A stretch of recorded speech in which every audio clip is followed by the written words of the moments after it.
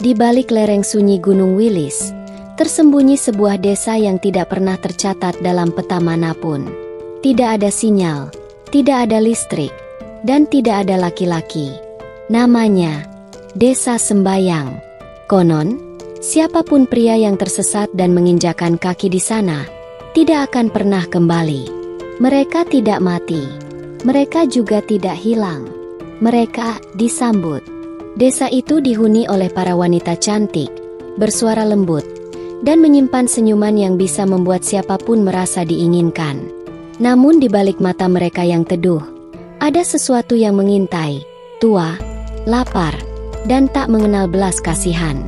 Ketika Arman, seorang peneliti budaya dari Surabaya, secara tak sengaja masuk ke desa itu saat badai mengacaukan perjalanannya, ia mengira telah menemukan permata antropologis yang terlupakan. Ia tak tahu bahwa ia sedang melangkah ke dalam lingkaran kutukan yang telah terjaga selama ratusan tahun. Kutukan yang dibangun atas darah, pengkhianatan, dan perjanjian gelap antara manusia dan kekuatan yang tidak terlihat. Semakin dalam Arman menggali rahasia desa, semakin kabur batas antara mitos dan kenyataan. Ia dihadapkan pada pilihan hidup dan mati, cinta dan pengkhianatan, antara menjadi penyelamat atau menjadi bagian dari kutukan yang abadi. Selamat datang di Desa Sembayang. Di sini, pria adalah tamu kehormatan dan di balik pegunungan berkabut di Jawa Timur, tersembunyi sebuah desa bernama Sembayang. 90% penduduknya adalah perempuan, sebagian besar janda yang tampak awet muda. Desa itu tidak ada di peta manapun. Ketika Arman, seorang peneliti antropologi dari Surabaya, tanpa sengaja menemukan desa tersebut saat tersesat, dia disambut dengan kehangatan yang tak biasa. Namun, di balik senyuman para wanita desa itu, tersembunyi sebuah rahasia tua yang mengancam jiwa dan jati dirinya. Arman tengah melakukan ekspedisi riset budaya ketika badai menghantam wilayah lereng Gunung Wilis. Kompasnya rusak, sinyal hilang. Ia tersesat hingga akhirnya melihat kabut tebal dan cahaya lentera di kejauhan. Setelah melewati hutan bambu dan jembatan tua yang tampak nyaris runtuh, ia tiba di sebuah desa kecil yang tak tercantum di peta, Desa Sembayang. Warga desa, semuanya perempuan, menyambut Arman dengan hangat. Mereka tampak ramah namun misterius.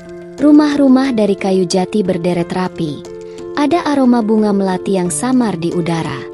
Kepala desa, seorang perempuan berusia sekitar 40-an yang tampak muda dan cantik, bernama Bu Lurah Raras, mempersilakan Arman menginap di balai desa. Tak banyak pria yang datang ke sini, kata Raras sambil tersenyum. Kau akan nyaman bersama kami. Arman mulai merasa ada sesuatu yang aneh. Mengapa hanya ada perempuan? Kemana para pria? Arman diundang menyaksikan sebuah ritual bernama Malam Kembang. Perempuan-perempuan desa mengenakan kebaya putih dan menari mengelilingi lingkaran api. Aroma dupa, suara gamelan tua, dan nyanyian kuno mengisi udara. Raras menjelaskan bahwa ritual itu untuk menjaga kesuburan dan keseimbangan desa. Arman yang masih skeptis menganggapnya hanya sebagai bagian dari budaya lokal. Tapi dia tak bisa menghilangkan rasa takjub dan sedikit takut pada intensitas tatapan para wanita desa. Salah satu dari mereka, Sari, mendekatinya setelah ritual dan berkata, "Malam ini, kau bisa memilih siapapun. Tapi jangan tanya mengapa. Terima saja." Pagi setelah malam kembang, Arman mulai bertanya-tanya soal sejarah desa. Ia bertanya kepada seorang wanita tua bernama Embok Warni, satu-satunya yang tampak sepuh dan tak mengikuti ritual. Embok Warni memperingatkannya, "Bocah, ini bukan desa biasa. Jangan terlalu lama di sini. Ada pantangan yang harus kau tahu. Jangan pernah mencari tahu ke Bukit Teduh saat malam bulan mati." Arman makin penasaran. Kenapa para pria tak tinggal di desa ini? Kenapa semua wanita tampak awet muda? Apa yang sebenarnya terjadi di malam kembang? Arman memutuskan untuk melanggar larangan Embok Warni. Didukung rasa penasaran ilmiahnya, ia berjalan diam-diam menuju Bukit Teduh saat malam bulan mati. Jalannya terjal dan tertutup kabut tebal. Di atas bukit itu, ia menemukan batu-batu nisan kuno tanpa nama, sebagian tertutup ilalang. Anehnya, suara seperti bisikan terdengar dari bawah tanah. Ketika ia menggali sedikit di dekat salah satu batu besar, tanahnya hangat, seperti bernapas. Lalu ia melihat sesuatu yang mengerikan. Tengkorak pria dengan leher terikat tali anyaman bambu. Di dekatnya, ada simbol-simbol aneh yang terukir di batu. Tiba-tiba, kabut mengental dan suara perempuan menyanyikan tembang Jawa mulai terdengar. Arman ketakutan dan berlari kembali ke desa, tapi tidak sadar bahwa ada yang mengikutinya. Keesokan paginya, Arman menemui Sari dan bertanya tentang apa yang ia lihat di bukit. Sari menolak bicara. Namun, ia akhirnya mengaku sesuatu yang membuat Arman merinding. Kami semua di desa ini tidak bisa mati, tapi juga tidak bisa pergi. Arman tak percaya. Namun, ia lalu membandingkan foto-foto dokumentasi lama yang ia temukan di perpustakaan desa. Ada foto bertanggal tahun 1937, dan di sana, Sari berdiri di antara wanita lain. Tidak tua, tidak berubah. Ia sadar bahwa para wanita ini tidak awet muda. Mereka terjebak dalam usia tertentu. Sesuatu yang menjaga mereka tetap hidup, dan sesuatu pula yang harus dikorbankan. Arman menemukan buku harian milik pria bernama Darmo, seorang petualang dari tahun 1981 yang mengaku mengalami hal serupa.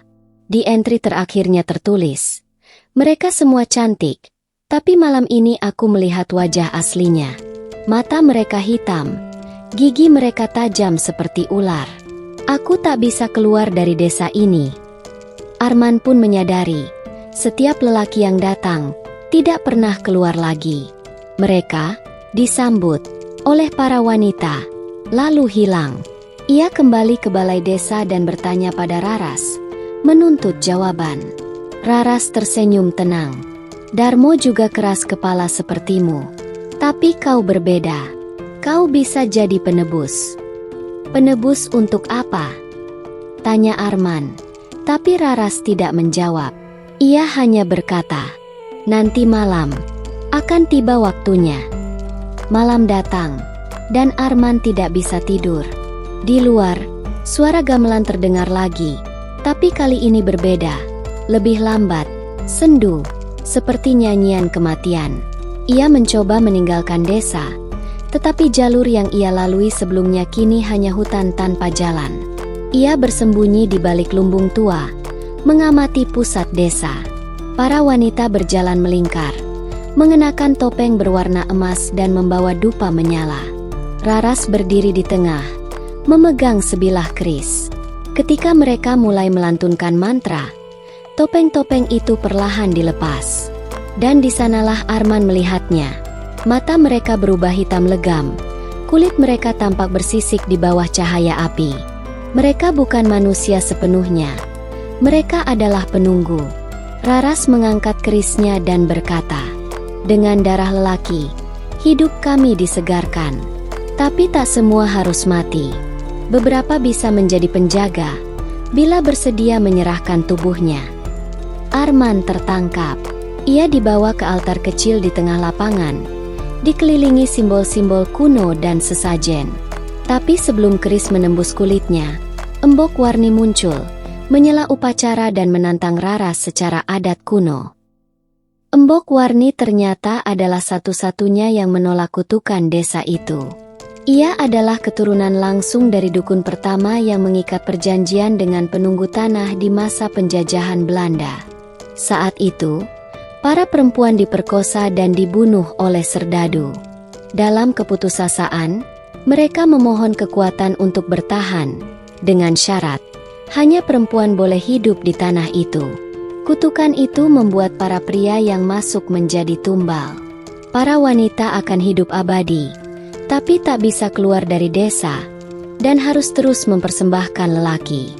Embok Warni menyimpan ilmu untuk memutus kutukan, tapi membutuhkan darah keturunan asli lelaki Jawa murni, dan Arman termasuk satu-satunya yang memenuhi syarat.